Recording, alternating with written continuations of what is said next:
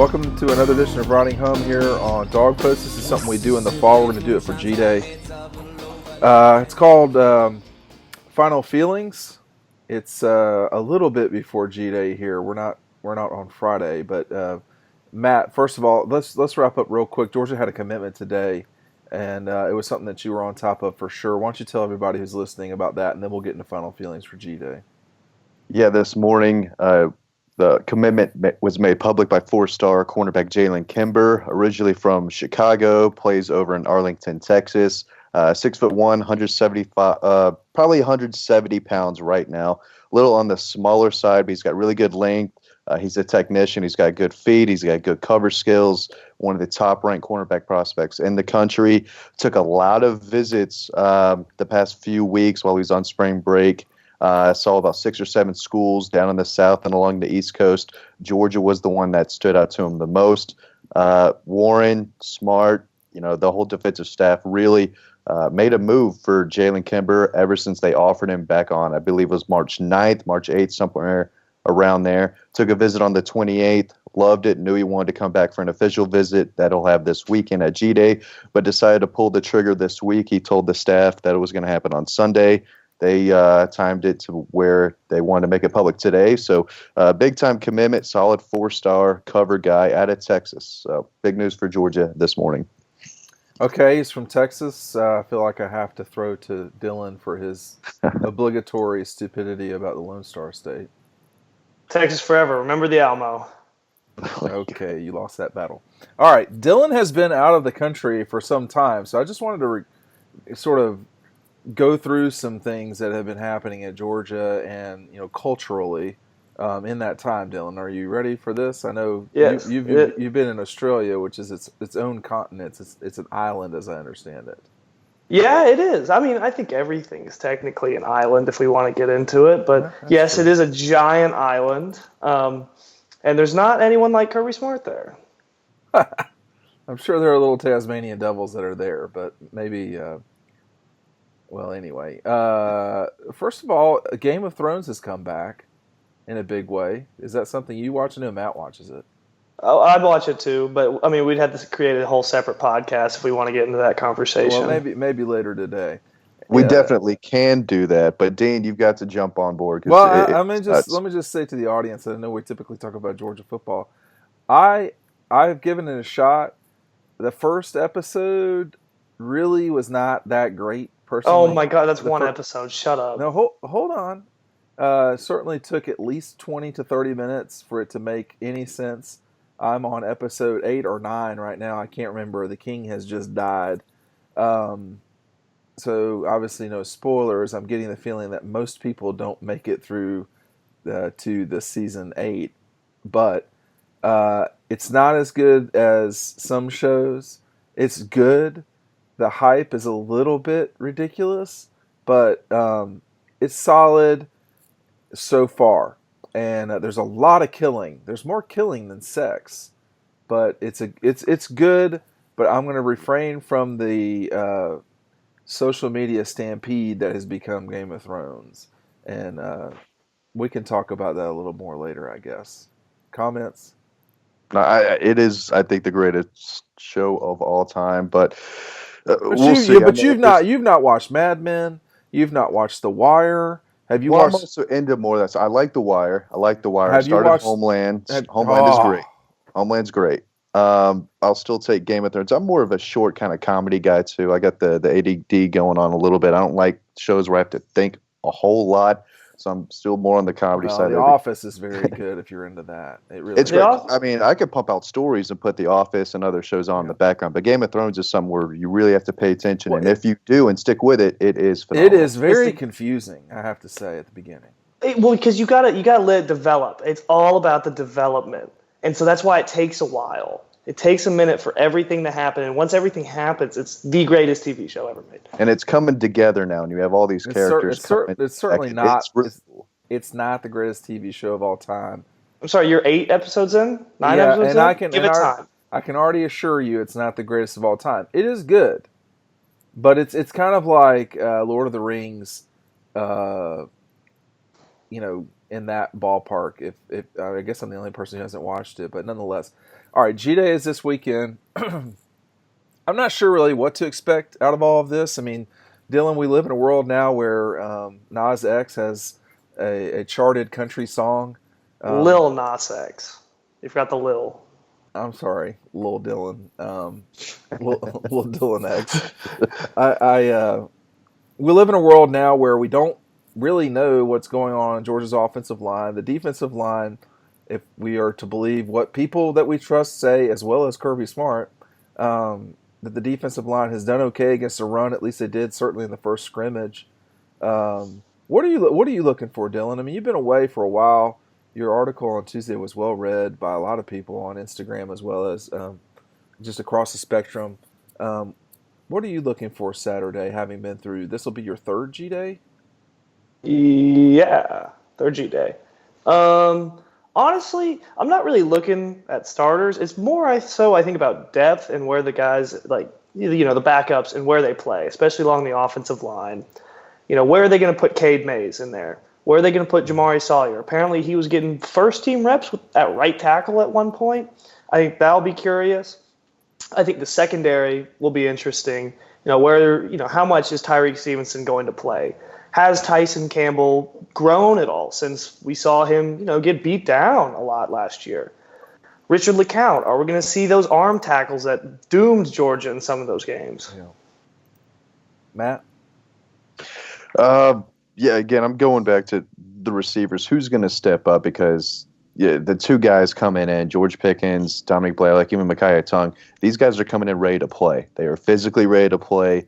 They've shown they can come in and make an impact. So, and I know I've said it before, but is Matt Landers a veteran? Is he going to finally step up? Kyrus Jackson, who was dinged up a little bit last year, he's a guy who could replace Mecole Hardman in that slot spot, even on the outside a little bit, going deep and in the return game. So there's a lot of young defensive backs for sure. And, like we said earlier in the week, Dean, G-Day, they throw it out a little bit. You have all these recruits going there. They're going to throw the ball around a good bit. So I think it will be a really good opportunity to see some of these one-on-one matchups with a lot of these young defensive backs going against some of these veteran receivers who are looking to earn some playing time and be that guy opposite J.J. Holloman who needs to have a big year for this offense to really grow.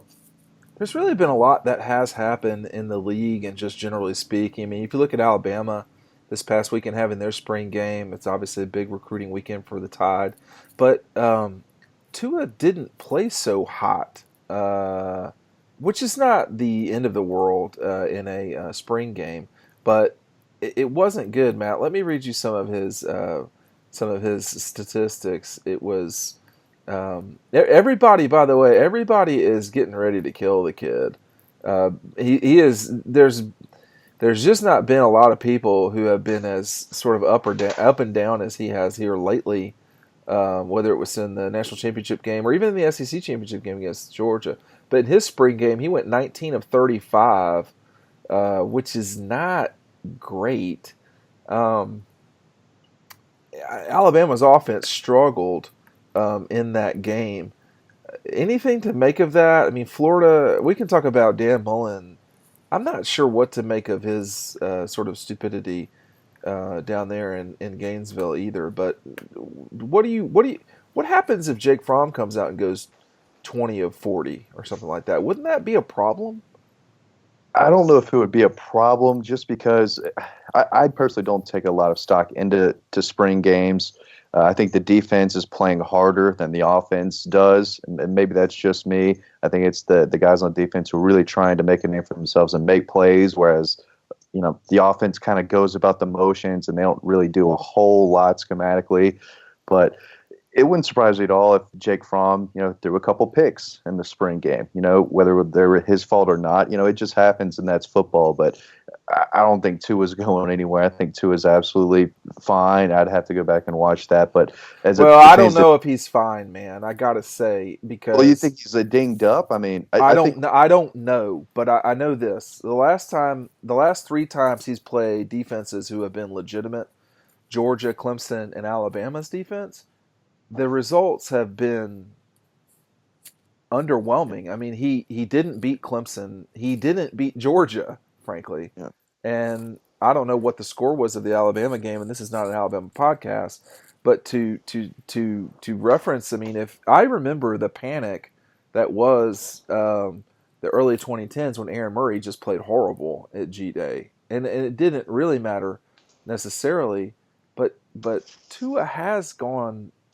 It's not been trending up. Yeah, I mean, the kid's proven he can play, and if he's healthy, there's no way he gets worse, right? I mean, I know he's got this whole offseason to get better. He did not look good against Clemson, who has a really good defense. Georgia played, I thought, really well against him. You know, they did confuse him. Everyone saw that, and they made plays, and they got the best of him. But I'm not looking too much into it, too. Who's the backup, by the way? I mean, I have no idea. Dylan, what's your view of the world on this? Well, I'm not really looking too much into it. I just pulled up Jake Fromm's stats from last year for the G-Day. 19 of 38, 1 touchdown, 2 picks, and 200 yards. That's basically the same as Tua. Yeah, and Jake Fromm last year had a great year. You're talking about in 2018? This was last G-Day. Okay.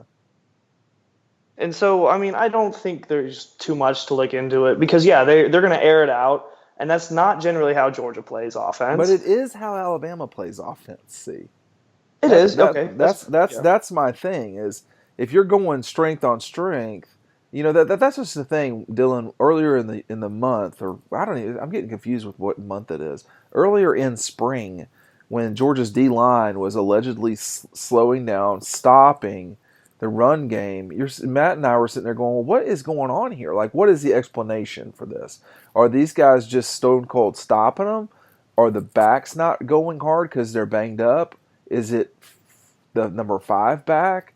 Or, I mean, what's going on? And so that's what I wonder is, you know, when you finally get to see the teams play, I've recorded Notre Dame. I've not been able to watch their spring game yet, but I watched them play Clemson, which it feels like is all I need to see. You do want to see something that looks good, and that wasn't a great performance. With Jake, if you want Jake to throw it 40 times, that's just not who Georgia is, Dylan. No, and I mean, when they get into those situations, Georgia typically loses or doesn't do well. I mean, look at LSU. How many times did he throw the ball that game? More than they generally do, and the offense looks straight up awful that day. So it's not a good look when they're having to throw the ball that much. And so that's why I don't really take too much stock into it for this G-Day if they are going to throw it that much. Matt, they've never not thrown it under Kirby on G-Day. I know. Every time I cover G-Day for you and for Dawg Post, one of your things to tell me is write down all the passes. Because, it's always a quarterback, thing going on. It's either Jacob Eason's first G-Day or Jake Fromm's first G-Day or Eason second or Justin Fields. Well, Justin Fields played bad up there too, man. Yeah, so this is the first year where we really don't have kind of a somewhat quarterback, I wouldn't say controversy because last year it wasn't clearly, but, a big talking point and a big part of G-Day is, the quarterbacks and how they do. This year you have Fromm, and it's going to be a battle of the backups, but Georgia's going to throw it around. They always do. I'm expecting John Fitzpatrick and Charlie Warner to have about 7 catches each for a touchdown. Lots of work for Brian Harrion and Cook back there. So we'll see. Tyler Simmons, I think, will have a good day. Demetrius Robertson has a chance to really separate in that group as well. But there's going to be some ugly play at times, and there always is. Hey, Dylan, what is your take on the arrests that happened this spring at Georgia? How many guys were arrested? It was like 6, wasn't it? Yeah, I think 6 or 7. Right. I don't know. I just remember, and it was all like in a very quick span. I just remember like I would wake up and I would see like the text alert from Dawg Post, and it was like the first one I think was it Tyreek and Tyler Simmons? Jaden Hunter. Oh yeah, Jaden Hunter picked it off. Yeah, and then it was like for a week, I would just wake up and like every other day, it was just like Georgia player arrested. And it was just so shocking, like how quick that all happened. I wouldn't call it shocking, but it's minor stuff and it happens. This happened constantly under Rick too, but it's not a good look because arrested, it sticks with people. And then it's a talking point for everyone else to kind of hate on Georgia a little bit here and there. It was a lot of minor stuff, but it was a lot. It did kind of happen over and over again in a short period of time. It was just how quick it was, and it kind of set up after that group of 6 or 7 got arrested. It kind of seemed like whoever was like, if something happened next shortly again, that it was just going to be kind of no bullshit at that point, Yeah. Well, I think you're pushing it now if you're getting arrested. To some degree, I guess it depends on who it is, but at the same time, it might be a good plan to keep things squared away if you're a football player at Georgia right now. But who knows? I mean, Kirby's not going to run the program the way that Mark did. He's just not going to, and it's a different time at Georgia. The Boy Scout era, if you want to call it that, I've been calling it that. That is gone, and this is about winning as many football games by as many points as possible. That is what their goal is. This is about winning championships, etc. I do think that Kirby has a right to be, angry / pissed off with the kids, because it's not Kirby getting arrested. I mean, Kirby did. I'm of the age to know that Kirby did dumb things in college, like I did dumb things in college, but it never got attention like it does now because, frankly, things weren't as important back then as they seem like they are now. But if you're getting arrested, the weed one was what was so bad. I mean, it's just like, what do you? Why? Well, just handle it. Don't wait around for the cops to deal with it. I thought that was a bad look for the kids, but they're kids, and I don't think that you have to. It's one decision that was made that was a bad one, and I don't know that there's anything really else that I have to add to it. I mean, people smoke weed; it happens. I mean, the biggest thing is just if it happens again, that's that's the thing. That's the thing. If they can show that they can learn from that mistake, then okay. Well, I mean, Jonathan Ledbetter has proven that you can make a mistake in this program and come back and become a man, and come back and become a captain. Jonathan totally grew up, and he had growing up to do. It was not good. And so these guys, I don't even think this stuff was as serious, frankly, as what Jonathan has gone through and is going through. I mean, once you have a problem, you have a problem. So with Jonathan, he grew up, and it's not always a lot of fun growing up. But yeah, I'm with you, Dylan. I think it's something that cannot happen again. If it happens again, it's just being negligent completely by the kids. Well, they're all playing in the spring game, right? Yes. Okay. Well, we don't know that they are not playing in the spring game, but they have been back at practice and all of that. I would imagine they would play in the spring game, the opening game of the season. That's probably where it's in question. Well, I don't think so, man. I don't think so. I think these kids will play. Yeah. I think you got to really be crazily, you got to have. You see guys like Natrez. Natrez had a problem. He was suspended for games. Jonathan, he had a problem. He was suspended for games. I'm not suggesting that. I've had a bench warrant before. And it's just a matter of if you don't show up for court or you don't realize you have court, you've got a bench warrant. Now, you should handle that. But, if you don't handle that, the next time you get pulled over, you're going to jail. You will be arrested. And so you have to handle these things. Bench warrants occur all the time, every single day, literally, at municipal courts and county courts. I mean, it's just how it goes. So you got to handle it. It's the handling part that's so bad. But now we've talked so long about guys getting arrested. That's really been, I guess maybe that has been the headline, thinking back on it, Matt, of this spring. But it really, you would think it shouldn't be, but it has been, now that I look back on it. No, it has been, I would say, a talking point, throughout the conference and even college football a little bit. It was a kind of a black eye there for a while. But other than that, the times I went and covered practice, Kirby was upbeat. The practices went really well. Yeah. The team looks good. And I know he said a while back, he had a little bit of concern about the run game. And we didn't make that up. We talked on Riding Home about the concern. He brought that up. That wasn't just us trying to. Well, and it interfere. wasn't just Kirby, man, and it's people that Yeah. we know that have been at practices too. Yeah. So that was a talking point as well. But in the end, I think Georgia will be fine running the football. It's just stuff to talk about. But as far as I know, the freshmen have done really well too, and they've been another big talking point. You talk about how many kids are already there and enrolled and making an impact early.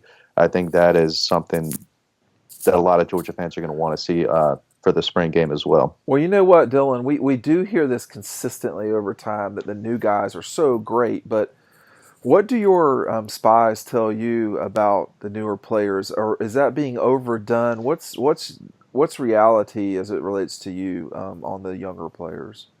I agree that it's usually overdone, but the one that genuinely seems to be standing out is Nakobe Dean. I mean, I've heard a lot about him. People have been kind of raving about Tyreek Stevenson as well, but when they tell me about Nakobe Dean, their eyes get a little wide and they're like, yeah, this dude's for real. There's three guys, Matt. It's been Nakobe, it's been Nolan, Nakobe Dean, and then Tyreek Stevenson, one of the guys that got arrested. Yeah. Jermaine Johnson, too, he was dealing with a little bit of a nagging injury. I think he's 100% as far as I know. He's a newcomer that really looks the part as well. I really want to see him flash because, I flew all the way out to Kansas to watch him play, and he didn't. So I want to see what everybody else has seen in terms of why he was such a big deal as a recruit. Yeah. Ryan Davis, another guy I've been talking about for a long time. He's not practicing. He's dealing with the ACL injury, but boy, he looks good just standing there in the jersey with the helmet on. I mean, kind of looking the part. Once he's healthy, I think he's going to really push a lot of these guys who are ranked ahead of him. But as we said, we probably do talk a little bit more than we should about the freshmen coming in, but it's tough now because Georgia has so many. There's a lot of them coming in more and more each year. So that excitement does tend to grow because there are so many guys. Well, it's kind of like getting a new toy. Like as a kid, like you get these new toys and you're like, hell yeah, like you're excited. It's something new. Yeah. What did y'all make of Dan Mullen's? I don't even know allegedly he had the attendance of the Florida spring game be 39, and then however many 39 years, which would be 39 since Georgia won the national championship. And however many games Georgia has played since they played the national championship. A, do y'all believe? I'll start with Dylan. Do you believe that that's what he did? And B, if you do think that, I mean, what's he doing? What is the point here? And then Matt, you take it from there. I don't know. That just seems like so outrageously weird. Like such a small jab that I don't know. I don't think that's real because that would be just really odd. Because in the past, he's been a little more open about his disdain for Georgia and that kind of stuff. To make it so subtle like that, I think would just be dumb. I mean, first of all, if he is talking shit, then he should stop. At least beat Georgia first and then get into that. Well, I'll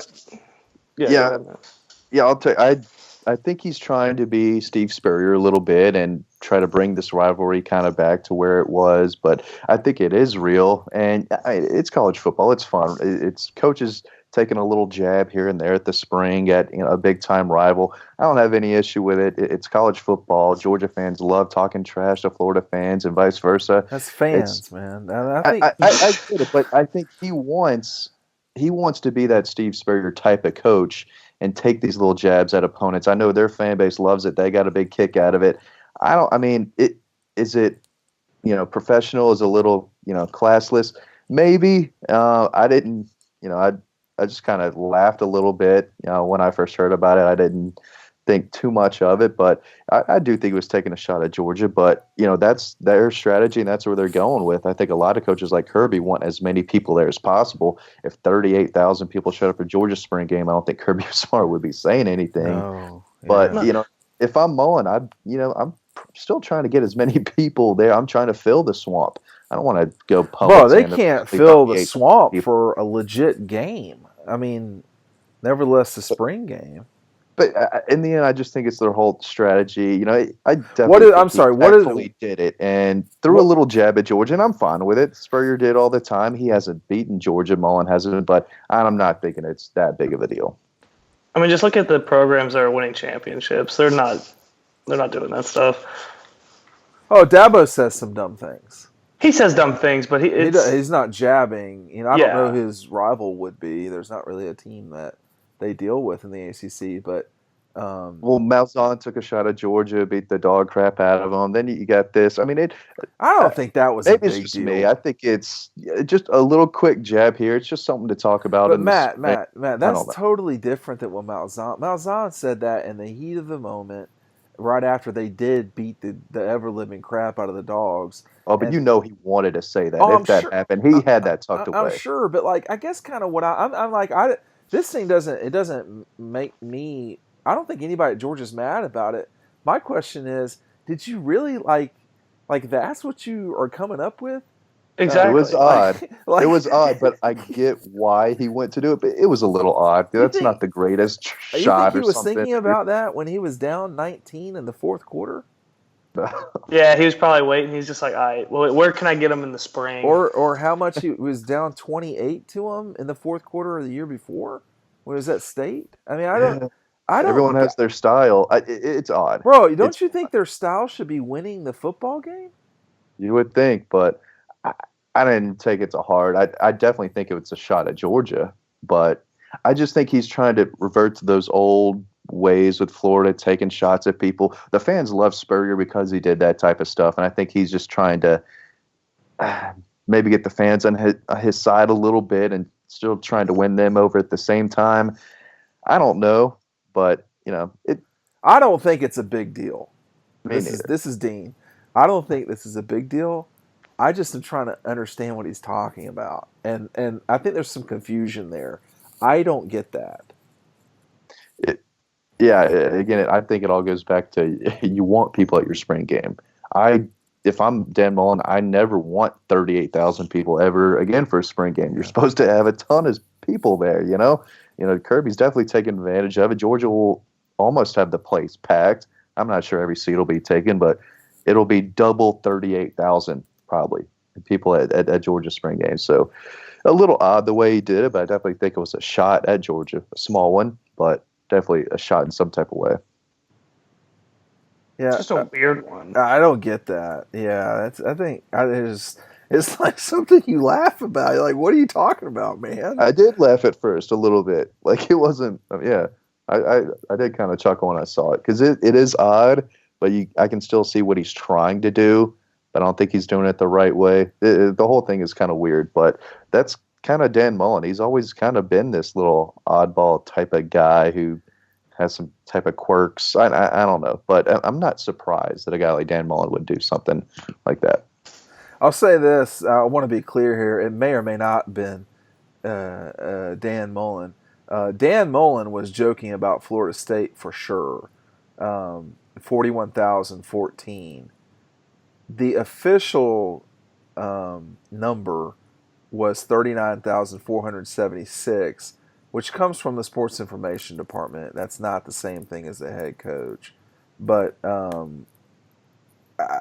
gotta say, I don't get it. I think it's so dumb. It's so stupid. It's funny that is Florida really that worried about Georgia?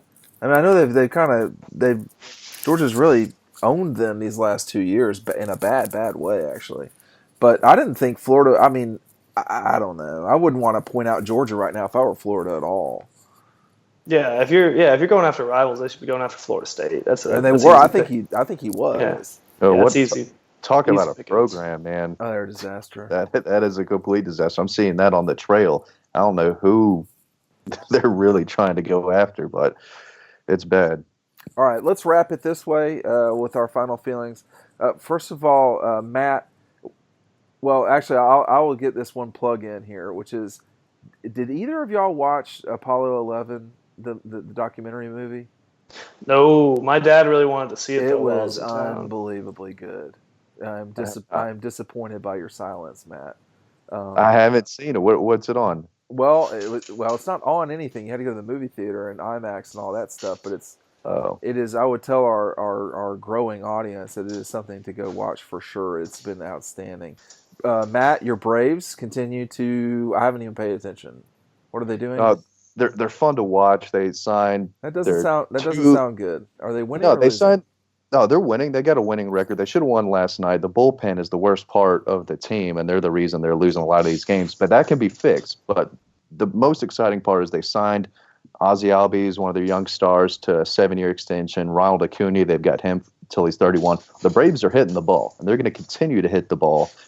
And the starting pitching is getting better. They've got a lot of young starters who were should be really, really good sooner than later. But the bullpen is terrible, and they're kind of killing the team right now. They're 9-7.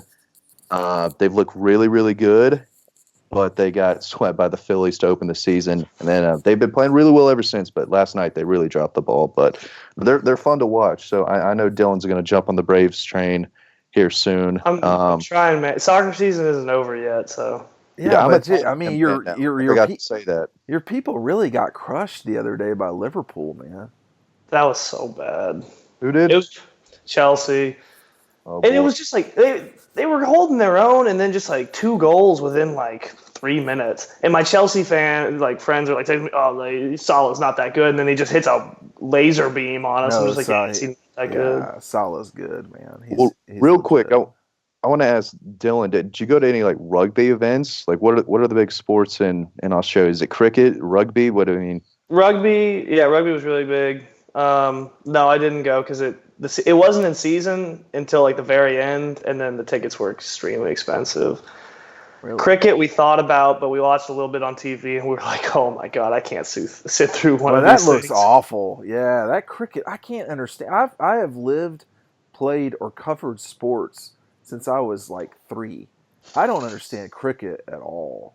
I saw some kids playing cricket over here in Forsyth County at one of the local parks the other day. A whole bunch of kids out there playing on a football field playing cricket. It's crazy. Never seen anything like it.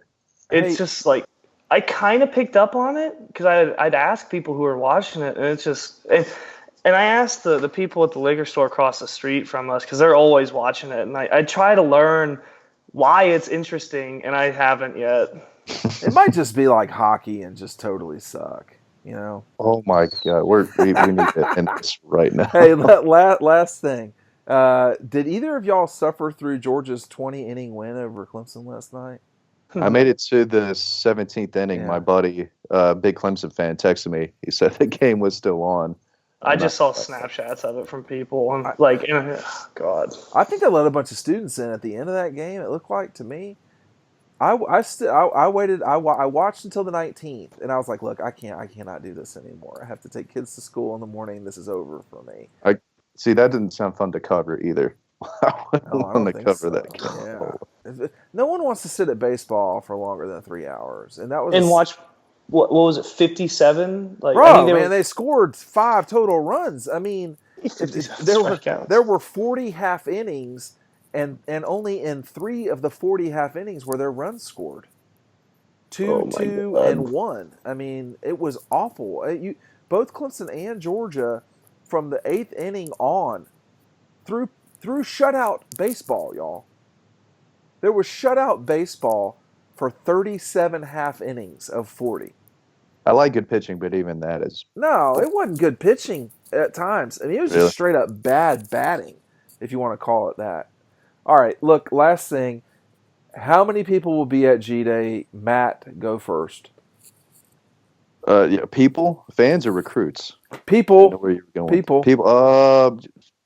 75. All right, 75,000. Yeah. 71,000.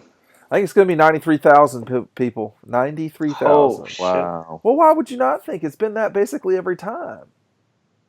Easter weekend. Well, Yeah. my wife is not pleased about that.